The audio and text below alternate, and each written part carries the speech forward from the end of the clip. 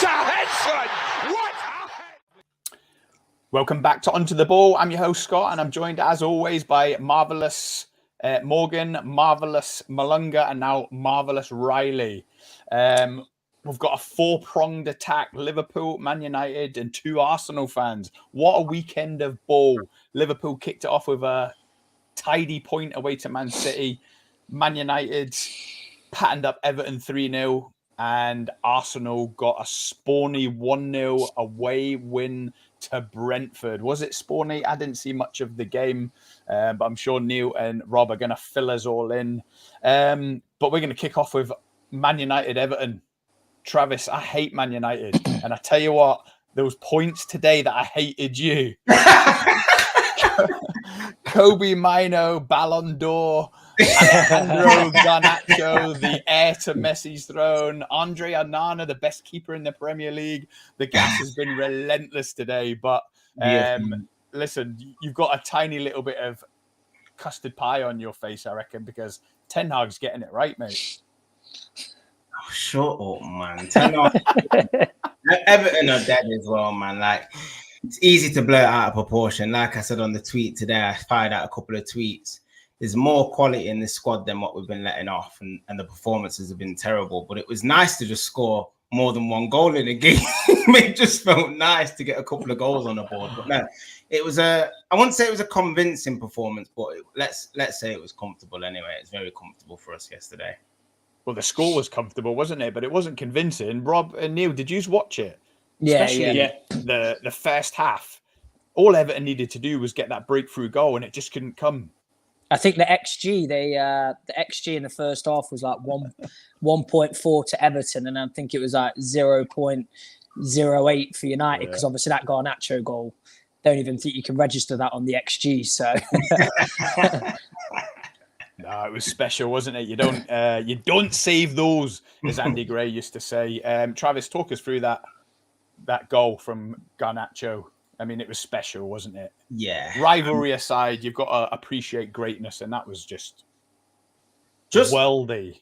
Just the arrogance to try it, really. Like, he shouldn't really be trying it from that angle. Most players take a touch there and try and pick someone out or try and go by someone, but it is a great skill. And like you said, he's aimed for the top corner. Whether he thinks it's going to go in, he obviously doesn't think he's going to go in. But to put it into the top corner and leave the keeper with absolutely no chance was just an unbelievable finish. And it's such a hard skill as well. I've looked at it a few times. I do think it comes off his shin a little bit, because they've been comparing it to Rooney's and that. I don't think it's a clean strike off his foot.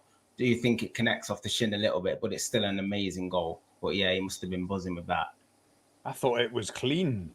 Did you, Neil? I thought it was as clean as you got. Yeah. As soon as you saw it, I mean, I was watching it and just out of nothing, really. I thought United, it was a bit of an odd game, really. They were like 3-0 sounds convincing, but it weren't a convincing game. If Everton could have just, like you said, registered a shot on target, there's a reason they're down the bottom of the league.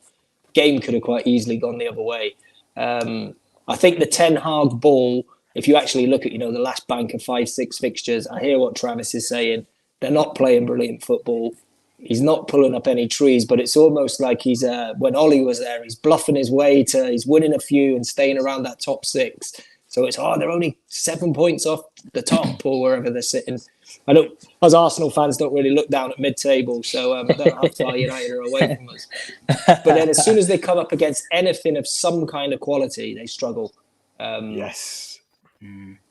But Trav, we said it, didn't we, on a potty about 4 weeks ago? We looked at the fixtures that were coming up, and obviously we've seen all the Sheffield United, Burnley, Luton, Brentford, and said you're going to be in the top 4 come the end of November, and you said top of the league.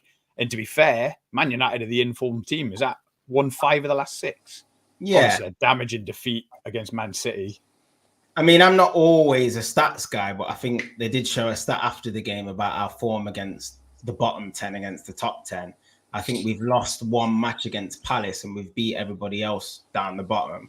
But then we've played 4 of the top 6 and we've lost them all. So I think that just sort of sums up where our season's at the moment.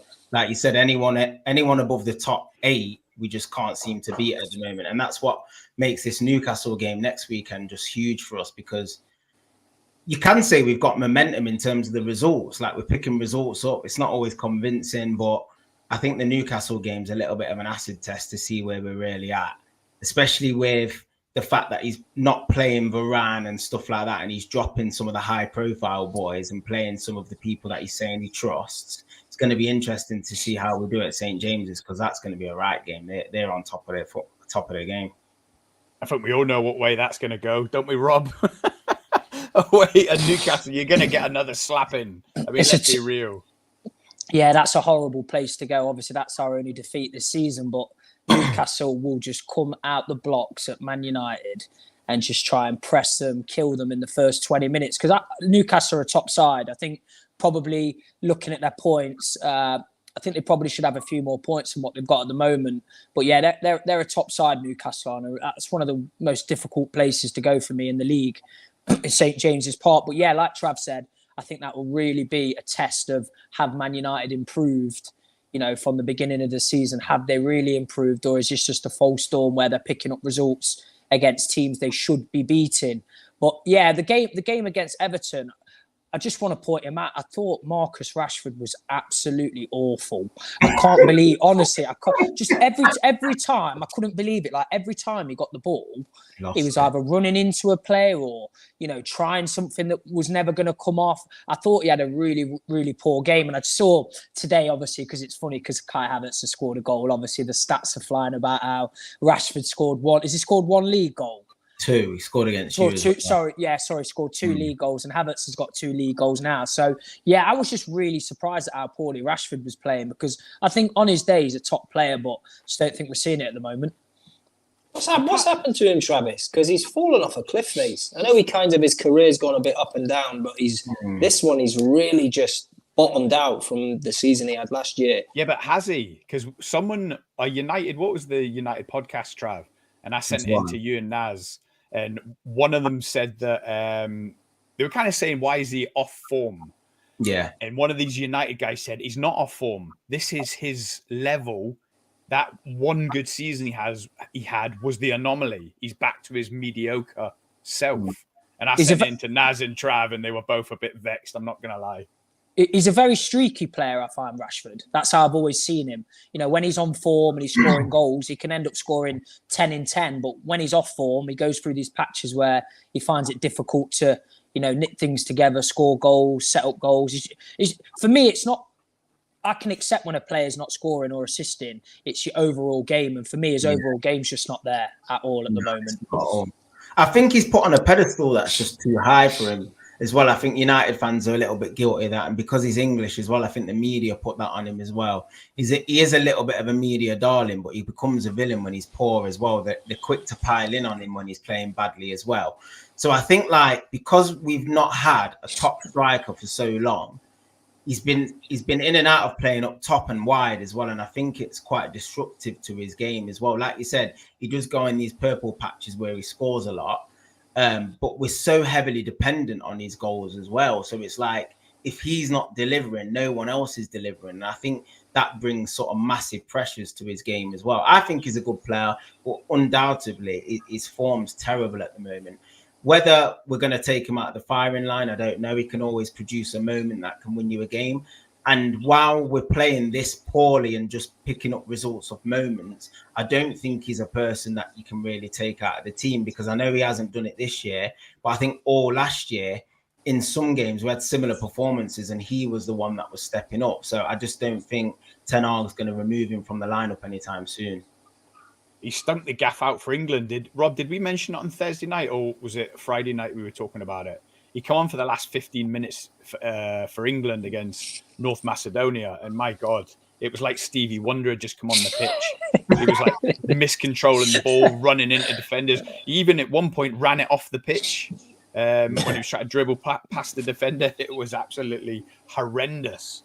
But Trav, what was the thinking behind him taking this penalty? Do you think he's looking for a little confidence booster?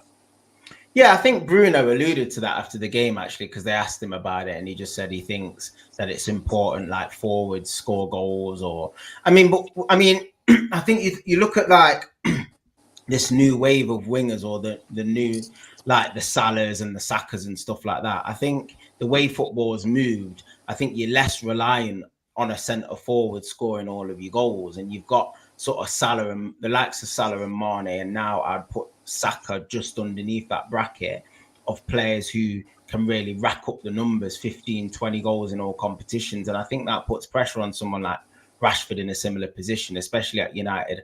As I've just mentioned, we've not got a massive striker. He's that sort of go-to person that the club put that pressure on to score a lot of United's goals. So I don't think he personally can handle that type of pressure. I think when we sign a centre forward, I know we spent a lot of money on Højlund and he looks good. He hasn't delivered in the league yet in terms of his goals. But I think once Højlund starts scoring goals in the Premier League, take a lot of pressure off Rashford to score a lot of goals.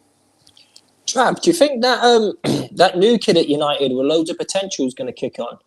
Who's that? Anthony Martial. I knew that was coming. I ain't answering that. Move on, mate. I am. No, seriously. How long has he been at the club now? 15 years. Has he got his testimonial yet? He got his stock 1 goal of the season at the weekend.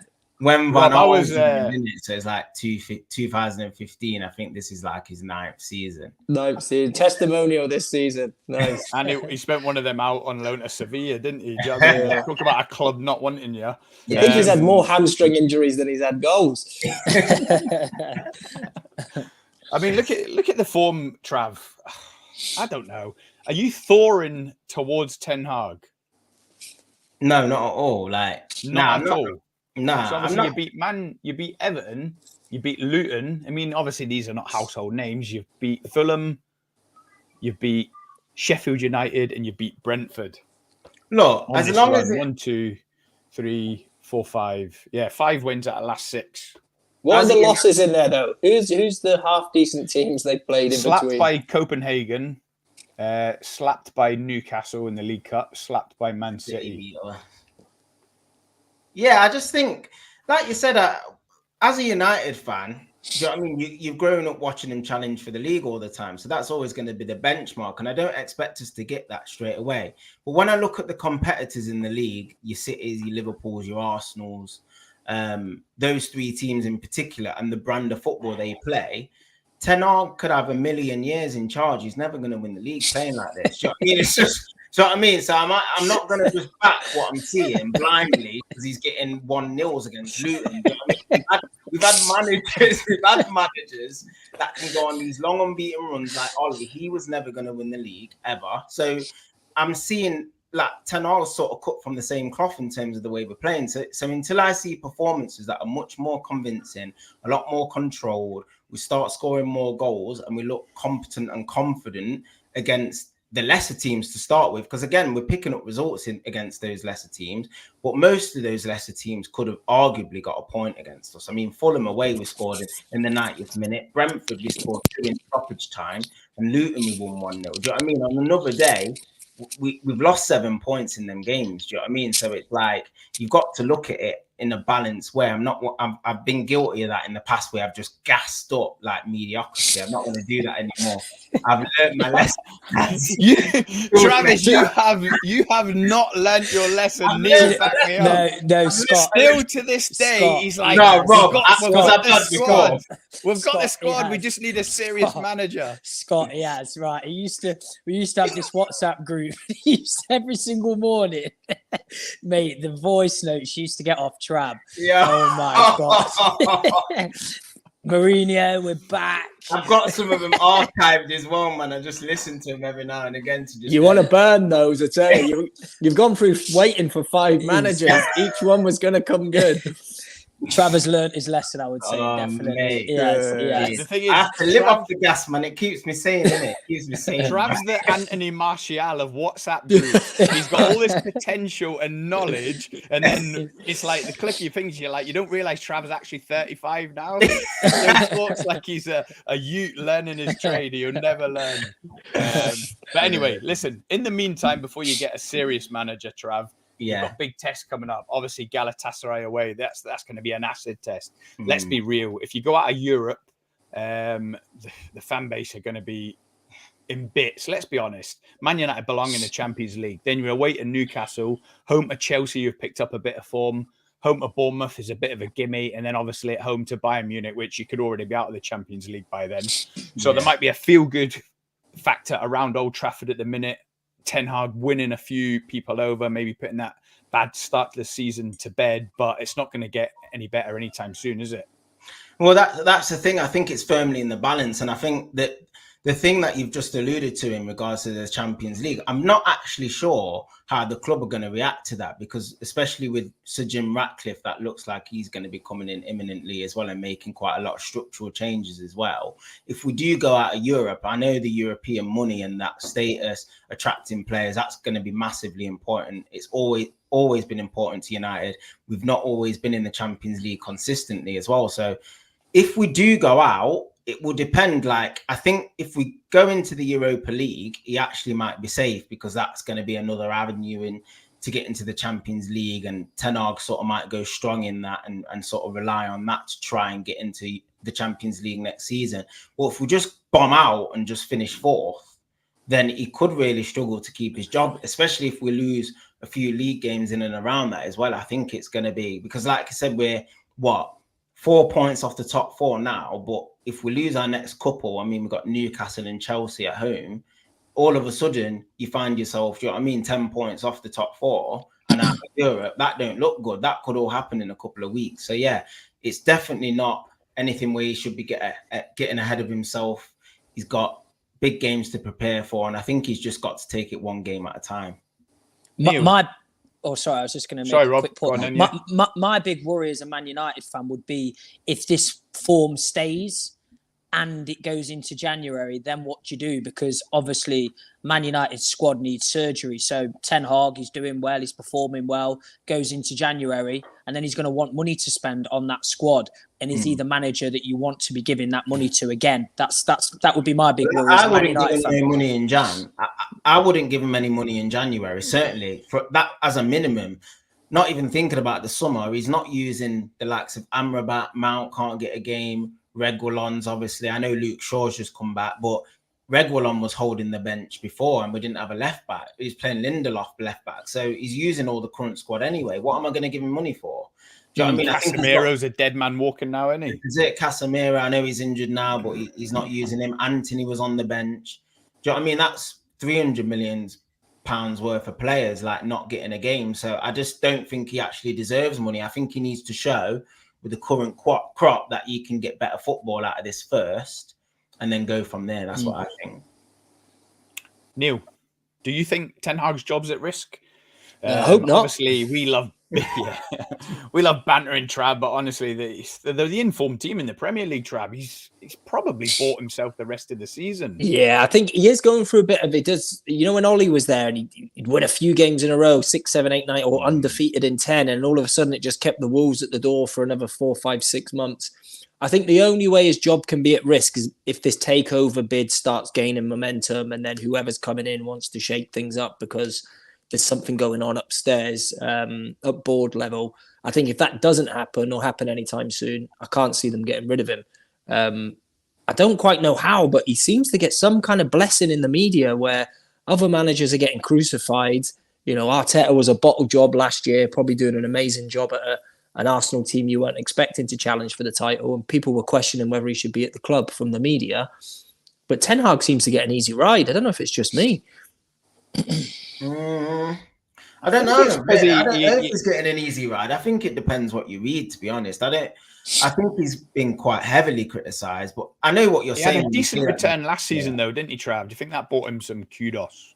Oh, it definitely bought him some time, yeah. But I think with the decisions he made some high-profile decisions. Obviously, I know people might not view it as that, but to strip the captaincy off Maguire, to get rid of De Gea, bring in a new goalkeeper, Ronaldo, obviously, when Jadon Sancho now, like, he's taken on Varane. He's literally taken on everyone. He's not backing down. Yeah, but that's the thing. Have any of them actually worked out? Because you shipped off Ronaldo. Really, no. You shipped off Ronaldo. You can't hit a barn door. Let's be honest. You strip Maguire of the captaincy and he's back in the starting 11. You start looking at all the decisions he's made. He brought in half of the squad that he brought in. He doesn't play. So there are his own players that he's not playing. He then comes out in the media saying he can't play the way he's playing at Ajax because he hasn't got the players. And he's got half the squad or similar type players that he had at Ajax. So I think a lot of the decisions he's made haven't bore any decent fruit. So, and that falls on the manager.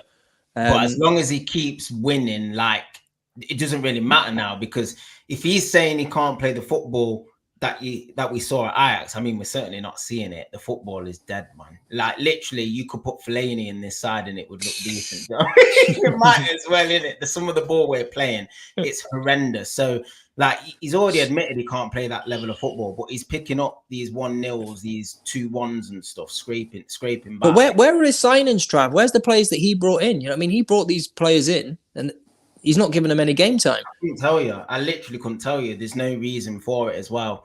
I think what he's trying to mitigate against it, in particular, like the Mason Mount, because I know he planned on playing him deep, sort of next to a holding player, and he saw Mount as that person who likes to pick the ball up and start attacks and get the ball off the back line and that. And he's lasted saying, one game, didn't it? Yeah, no. Against Wolves. But he's saying because Martinez is out, he's got nobody to pass him the ball. That's what he's been saying and stuff. It's just all excuses. But like I said, Van Gaal, man, I don't know if it's these Dutch managers, you know, because they make excuses if stuff's not going well. They like tend to blame other things. Thingy did it as well. The De Boer, one of the De Boer brothers when he was at Palace. Yeah, he did the same thing. Van Gaal did it. Van Gaal bombed everyone and was playing like Tyler Blackett and stuff. Cameron Borthwick Jackson, Paddy McNair, and he was bombing like Marcus Rojo and stuff. He just went wild. Like they just, I just don't know what to put it down to be honest. Some of the decisions are baffling, and like Varane, apparently his camp's baffled by it as well. So yeah, I can't vouch for some of the decisions he's making, lads. And obviously, with his signings, can you hand on heart say any of his signings have been a bona fide success? The only one I can think of, maybe a push, is Martinez. And the jury's still out on him a bit. That he's a butcher, a hatchet man. He's not got, obviously, the height. Everyone's made a lot of it. People like Jamie Carragher come out and said he admitted he was wrong with Martinez. But I don't know. Is Martinez anywhere near the level of Van Dijk, Saliba, Ruben Diaz? No, he's not that level, is he? When we were linked with Martinez, we actually wanted him as a left back in terms of playing that inverted role that Zinchenko plays. That's who we went for first to play that role. So, you know, maybe he's better suited in that position, but you'll never see that at Man United because they don't play that brand of football. So you have to judge him as a centre back. And I think in his first season, I think he was probably getting a little bit too much praise for my liking because we started to see a few deficiencies in his game as the season went on. But I think he's a good player. But is he a player that's going to push you to win a title? I'm not sure. I wouldn't swap him for either of our centre-backs. So that's the thing. I think that's the rub. I don't think many people would. So does that mean he's been a bona fide success? The jury's out, isn't it? I think he's a good player, and I think he's a good player, but he's not like Saliba levels, is he? Where I can't believe we've got him. What a signing! Now move on to another position. What else we're going to strengthen? He's not that good, is he? No, Saliba's a freak though, because he's got the physicals to go with it as well. And I'm not saying the height. I mean, look at Cannavaro; he's one of the best centre halves of all time. So it's not necessarily the height. I don't think he's quite at that level yet, Saliba Van Dijk level. He might become that. We don't know. He's had quite a bad injury. He's been a bit stop-start this season as well. But I think if you look at United as well, just going back to the signings and stuff, we are quite a small team in general. Like if you look along the whole team itself, like Luke Shaw, Martinez, Eriksen, Mason Mount, another signing, we're not really a physical team. I think that's the biggest downfall for United. When we try and mix it against those bigger teams, I think we get overrun physically a lot. And that's why I was a little bit disappointed with some of the recruitment. For me, it was split straight down the middle. I was delighted with Onana. I thought we needed a ball-playing goalkeeper. I was delighted with Højlund as well, because I know Harry Kane, he'll score you 20 goals a season, but I just didn't want us to spend that massive outlay on an older striker again. So I was happy with Højlund. But then the Mount and the Amrabat signing really sort of let the window down for me. And then like some of the departures that didn't go, like Maguire didn't go, and there was a couple of other boys like Van der Beek that didn't go. So yeah, I think we need a massive summer again. We need to chop a few boys, and we need to get some boys like in again. Trav, can I just rewind? Did you just put Martinez on the same level as Cannavaro on a height basis? Shut up, man. Does that mean? Are you putting on the same level as Ant and Dec just because they're not that tall? Is that it? Could he be a great commentator at the same time? I'm Neil, sure I can you heard come on that. more? No, he's I'm probably sure been, I he heard has that. probably been our best signing though since he's. Yeah, but since that's us he's pushing, been isn't it? That's us Yeah. over scraping the I- bottom of I- the barrel, Trav. I think The he'd be better jury's out on suited as a Hoyland. left The back. jury's out on Yeah. Onana. At United. Martinez is probably the most case you can push for being a success. The thing is, though, I agree with Rob. He got some praise, I think, because he got hammered at the beginning from Carragher, etc. So he got some praise that he had some half-decent performances last year. But the back end of the season, he was awful. And then he looked awful before he got injured at the beginning of this season, almost like he got found out, like the Michu of centre-backs. But he was injured though. He was. I think if he carried on this Strange. season, you would have seen him get found out a lot more. Let's get back to the game. Rob, Anthony Martial, a penalty or a dive? Oh, that's a pen all day. There's not even a debate about it. That's 1,000% a penalty. Scott Come said on, it's the dive. Of Scott, course he is. come on. Do you not think that was a penalty? In the letter of the law, Watches the game with the back of his head, man. So he's not even looking at the No, TV. Scott's trying to pull out Robert Perez tripping himself up Portsmouth No, circa 2004. Scott, that's a penalty. no, day, come on, man. right. Listen, when you slow it down and look at the letter of the law, yeah, it was. But my God, it was a professional. What's the I think opposite of a that's. I think that's professional not foul? even. I don't even think that's. I think that's He- clear. Ashley cut. Young was naive and he showed every age of his 39 years hanging his leg out there. But as soon as Martial seen it, he was like, thank you. Oh, just dangle my leg there and throw myself down. Look, it was a penalty. But when I looked at it, I was like, oh, you fell Nah. for it. Neil? Oh, it was a pen, yeah.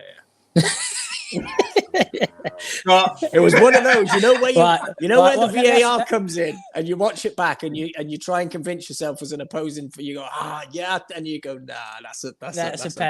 It's a pen. And Ashley Young knew it was a pen as well.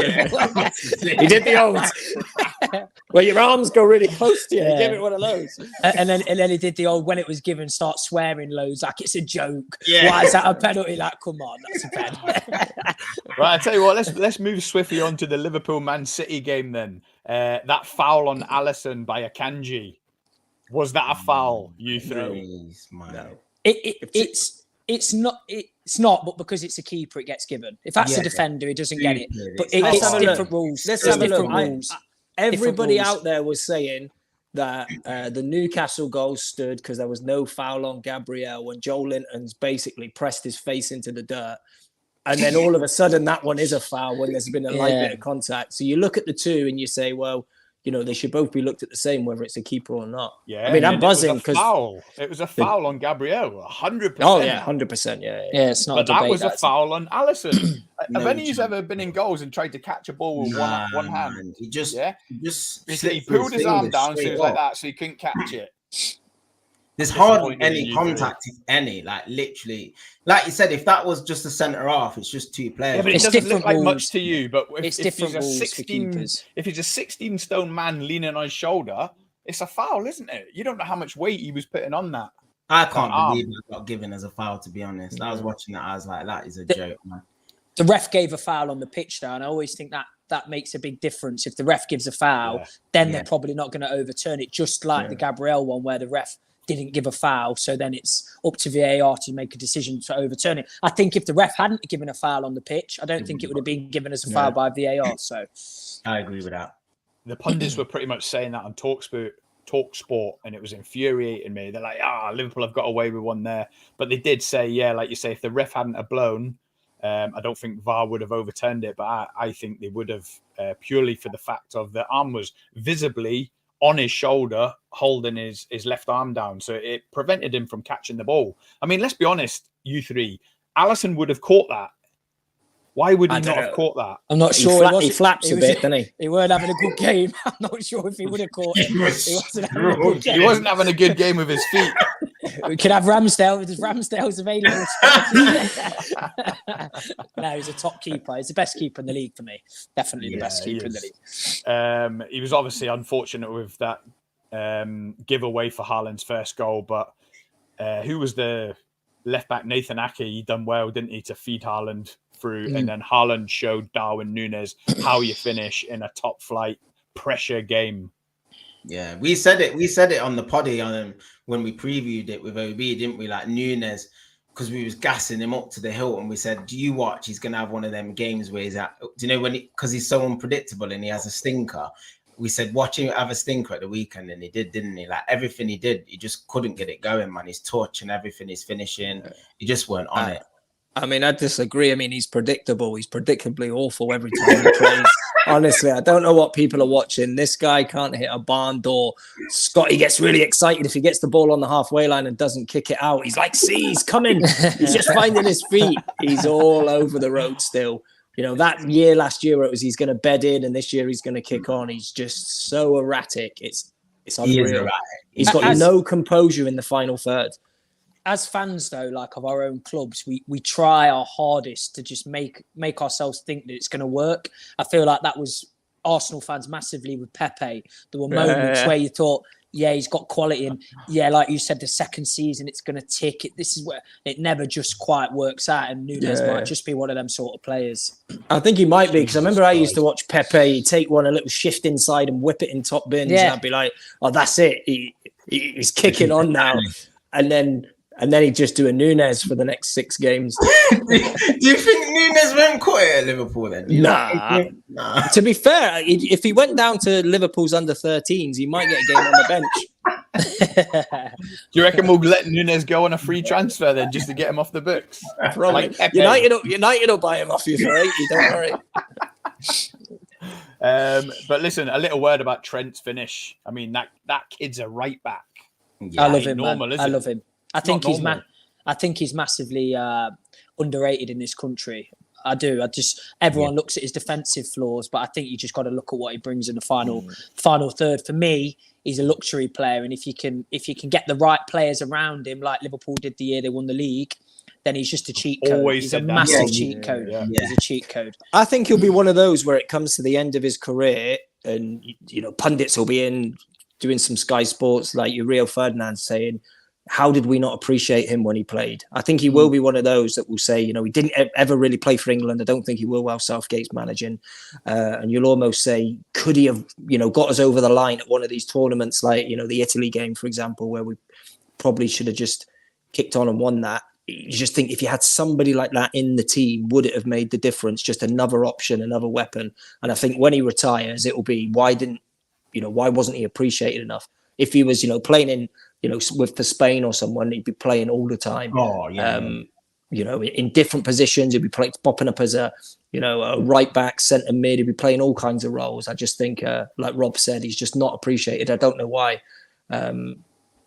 He gets highlighted too much for, like you say, a couple of little defensive errors. But yeah, he's top draw. But would any of you three put him in England over Kyle Walker, Reece James, and Kieran Trippier? I'd put him in midfield over. I know you become a bit overloaded with attacking players in midfield, but like for me, why is Calvin Phillips about? I know they're totally different footballers. I know they're completely different footballers, but for me, I'd play Trent over Calvin Phillips. Why would you not? What he offers in that final third is his passing is an absolute joke. Yeah. Like his passing is there's not many people with better passing range in the league than him. There's not. And if you can do it in the rat race of the Prem, go on. Sorry, Trav. I was just saying if you can do it in the rat race of the Prem and find that time and space, you think of him in there in international football where you've pretty much got all the time on the world on the ball. You get a lot more. You don't get closed down and pressed quickly enough. You think about what he could do. You'd probably see him kick on even more on the international stage than he does in the Premier League. Yeah, you could play him with Rice and Rice, Bellingham and Trent as a three easily. Yeah. You look at Arsenal, how many games Arsenal played this season with Rice just in the midfield on his own and playing with 2-8. So I don't see why England couldn't do that. But they haven't got the manager who wants to do that. So Arsenal 1-0 away to Brentford. I had them in last man standing, Neil and Rob.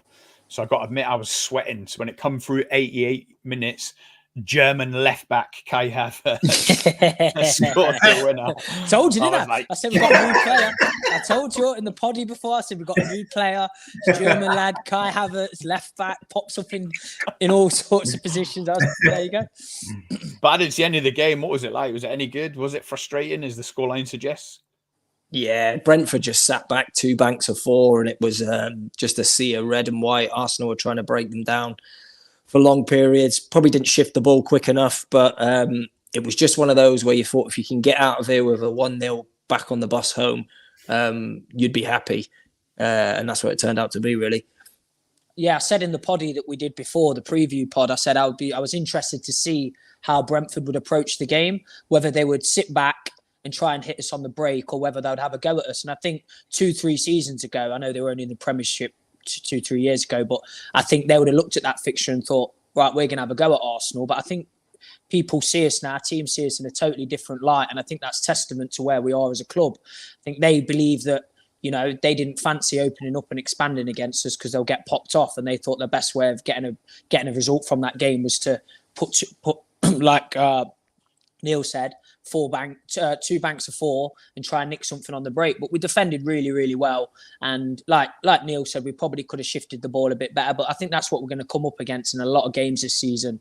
Teams facing us and playing like that against us. So, yeah. Yeah, they did really well, to be fair. They doubled up on Martinelli and Saka all day. Sometimes they had 3 players out wide whenever either of those got the ball. And obviously with Jesus coming back from injury, it was good for him to get some minutes under his belt. And it felt like it was going to be one of those. I just felt Arsenal were just going to knock the door down. It wasn't one of those where I felt we're not going to get something here. They didn't look threatening the other way, apart from when Ramsdale got the ball. But yeah, it was a really good away win, particularly as everybody else around us dropped. You know, the 2 clubs immediately next to us, Pools and City dropped. And then obviously with Spurs losing to Villa yesterday, it was a real good weekend for Arsenal. What happened with Aaron Ramsdale? I've only seen the left back Kai Havertz goal. I haven't seen any other highlights of the game, but on the radio, they said that Ramsdale had an absolute nightmare first half. What was going on? Was it his kicking or something? And Neil... He did one throw as well that he threw into the floor. Just doesn't... It's just... There's no confidence there. And as I've been saying in the last few pods, there's a clear breakdown in relationship between him and the manager, and there's no way back for him, unfortunately. Not that I think he's a bad keeper. I think he knows that. Like, he had his head down a lot in the game. Like, even at half-time walking in, he had his head down. Towards the end of the game, he had his head down. I think he knows that whatever he's done, you know, whether it's his behaviour, the podcast, whatever he's done, the manager hasn't liked it. And with Arteta, there's not any players that I know that have come back from upsetting him. Look, we got rid of Aubameyang, we got rid of Ozil, and I think Ramsdale's now in that same. It's interesting because I listened to your poddy, yours and Scott's on, was it Thursday or Friday, when you were talking a lot about Ramsdale, and I was sitting there thinking, has that really happened? They had a big fallout, but before the game, in the pre-match and then in the post-match, the way Arteta talks about his players, he's so like amorous about them and this, that, and the other, and they could be having the worst game ever. You know, he's waxing lyrical about Havertz, who, to be fair, hasn't been great. There was none of that for Ramsdale before the match or after the match. He very carefully skirted around anything to do with Aaron Ramsdale, and there wasn't any of that love or kind of amorous way that he talks about his players. And I thought, do you know what? Yeah, there's obviously something that's gone on that's bigger than just, okay, maybe he thinks he's not as good with his feet. So there must be something that's quite big that's happened. It'll be his dad's podcast, won't it? I think it was before then.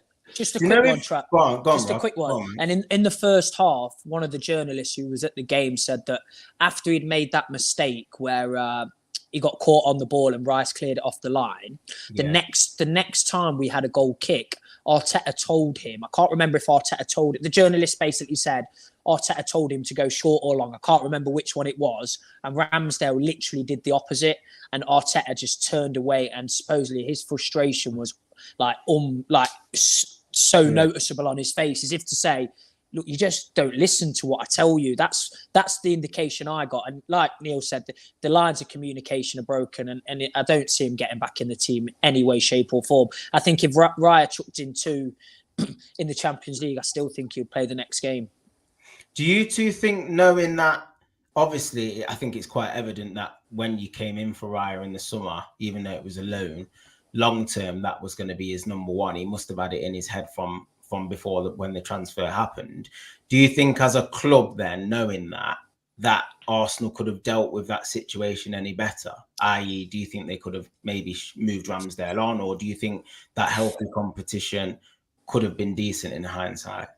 Yeah, I mean, I know a lot's been made of the keeper thing, but I'm just like, it's anywhere else on the pitch, you know, almost stop being a bit of a baby about it. You know, you're not in the team at the moment. You're still young. You're younger than David Raya.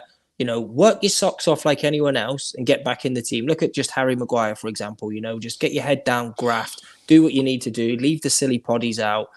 And it's almost like him and his family have been swept away with the media talk of these two keepers, etc. So I think it obviously started with Arteta and maybe the club, but then it's like, what else were you going to say? Oh yeah, I think Ramsdale's awful, so I brought Raya in. You know, you want competition for places. It's no different than if you had Turner and Ramsdale last year. You know, America's number one was playing every week, comes to the club. He's saying, you know, I've got two keepers to compete with each other. So I do think that part of the media hype has then led into the Ramsdale camp. And like Rob's saying, I think something's then come from that. Well, there's obviously stuff going on in the media. Maybe he's gone to the manager in a bit of an unprofessional way in training or something and said, you know, what's going on? We can't have two number ones. Who's your number one guy? You know, and he's been making him breakfast in bed and he's not been eating it or something. So then he's, you know, they've had a big fallout. But do you think that was his intention though? Like what I'm saying is, before that transfer happened, like, go on. No, because David Raya. He thought Raya was an upgrade, didn't he? No, but David Raya was up for sale at the beginning. Oh, no. Yeah, you're back. We can't hear you, Rob. I think you're muted, Rob. No, you're muted. Neil. Yep. Surely if it was as bad as we've just explained, like there's obviously a clear fallout, who's your third choice keeper? Surely if it was that bad, he'd have played the third choice keeper and say, January. Yeah, but I think he's cute enough to know that actually Hein isn't ready. He's a young lad. Still, if it's as bad as but maybe it's not. Maybe it's not as bad as, you know, as clear cut as that. There's obviously been a disagreement. Ramsdale thinks he can get his place, or that game there was no other choice. I don't think you would have played Hein against Brentford. You know, it was such a big game, particularly with City and Liverpool drawing. You know, it's like I've always said, the big games aren't always the big games. It's the game that comes around when you've got an opportunity to jump on your rivals. And he would have been stupid to have played Hein in goals. What I just wanted to say before I got disconnected was, you got to remember that Raya was up for sale at the beginning of the summer and we never showed any real interest. Look, he nearly joined Spurs and we never showed any real interest. And then his price dropped and he nearly joined Bayern Munich and we still hadn't really shown any interest. So for me, those lines of communication during that period in the summer must have gradually got worse. And then Arteta's gone, look, I just want a new keeper. I don't think necessarily David Raya was I don't think he sees Raya maybe as the keeper in 2-3 years, but I think he probably thinks for the next 18 months, maybe two seasons, that David Raya is who he wants over Aaron Ramsdale. So you sort of think it was like a developing situation for us? Yeah, I think it definitely got worse. I think the situation, because we were not linked to any keeper at all. And then obviously when the Raya price plummeted a little bit, we obviously struck a good deal with Brentford that we were both happy with. But yeah, we were not linked to any keeper. Ramsdale was playing pre-season. Arteta was big on getting his players in for the beginning of pre-season to get everything clicking and get everything going. But I think he saw Raya as an opportunistic signing in terms of the relationship got worse. And that was when he pulled the plug and went, I'm going to go get a keeper. Ramsdale had a good season as well. Let's be honest. Like last season, he did have a good season. He's a good keeper. There's no denying he's a good keeper. But I think what's happened as well, like I said in the previous pod, I think certain clubs are going to be put off by this. And we probably haven't handled it amazingly, like in terms of, I think probably his price is going to have plummeted a little bit. The talk of maybe if we'd have sold him in the summer before all this had come out, we probably would have got 50 million for him. But I don't think we'll get 50. I think if Arsenal can get their money back, what they paid for him, 30 million, I think they'll be happy. Yeah. We'll have to see what happens in January then. I think Ramsdale has burnt his bridges, or at least his dad has. And I think he'll be making a swift exit in January, probably on loan and then permanent in the summer. The final word, who's in the title race? Spurs. Anyone? Spurs. those wheels fell off quickly, didn't they? Mate, they're still falling off. Life comes at you fast. I saw a thing with Ange with his free manager of the month awards. 3 losses on the spin. Yeah, Well, do you know what? United, Arsenal have got a nice little bank of fixtures coming up. Wolverhampton, Luton, Villa, Brighton before we play Liverpool. You know, there's a real opportunity there with City have got Spurs and they got United or Chelsea coming up. They just had Chelsea. I think they've already beat us. Yeah, Spurs got next, I think, isn't it? City have got Spurs, and then they've got Villa. They've got Villa themselves. Yeah. Villa have got Man City and Arsenal. I did look today. But yeah, I think we've moved silently, Arsenal have. I think we kind of crept up to the top of the table. I think before the beginning, I was quite surprised when the game came around, and I thought to myself, oh yeah, wait, if Liverpool and City draw it, we can go top of the league if we win at Brentford. So I think we're moving silently. I think we're moving silently this year, and I think it's a totally different season from last year. The way we're playing, what we're coming up against, and like I've always said in all the pods, we are massively on about control, and I think you can see that defensively. I think we've been the best team in the league defensively this season.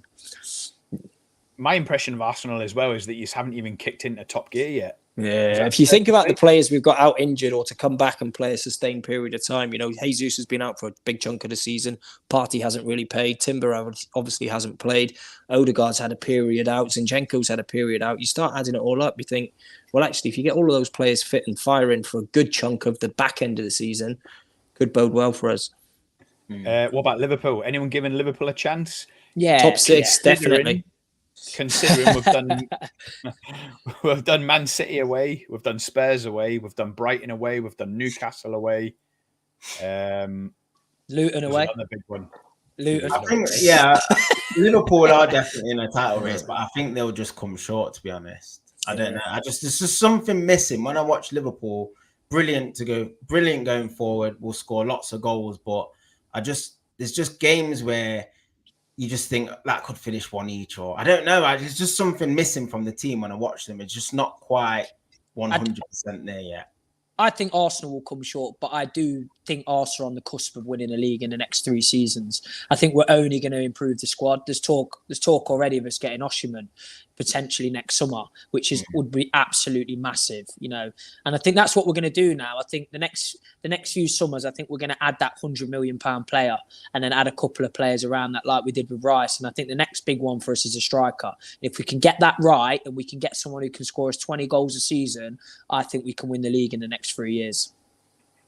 Yeah. If we keep all our players, because they're all at such a good age as well. So. And if Stankovic keeps financing it, of course. Yeah, Rice is just different level, though, isn't he? He's come in and he's shown what you get for 100 million. Yeah, 100%.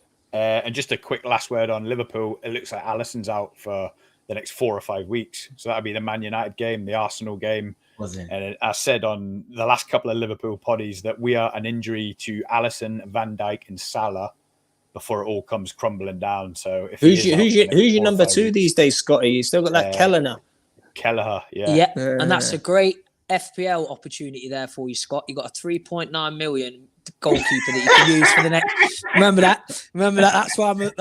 That's why I'm in. I can't fit him in. I'm already stacked with 3 Liverpool players. That's why I'm in the top 20k in the world. Nuggets of information like that. I'll keep it in mind. Right, lads, it's been a pleasure as always. Liverpool are in a title race. Arsenal are in a title race, and according to Trav, Man United are going to win the World Cup with Ballon d'Or winner Kobe Mino. So make sure you join us for the next one, and let's see how our fortunes favour in the next games. Trav, we might do a Champions League Wednesday night if you're in for it. Obviously, only if you go out. Could be Trav's last one. Could be Champions League pod. Then it'll be Europa League warm-up thing.